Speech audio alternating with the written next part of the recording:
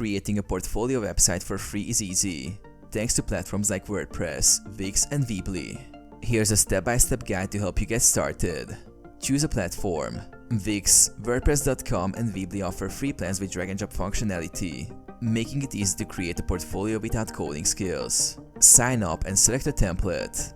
After choosing a platform, sign up for a free account. Select a portfolio template from the platform's template library.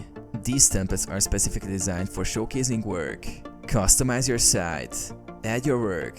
Upload images, videos, or documents of your projects. Categorize them into sections like web design, photography, or graphic design. Write an About section. Introduce yourself and explain what you do and the services you offer. Contact form. Most platforms allow you to add the contact form, so potential clients can reach out to you directly. Publish and promote. Once you're happy with the look and content, click Publish to make your portfolio live. Promote your portfolio through social media and include the link on your resume or business card.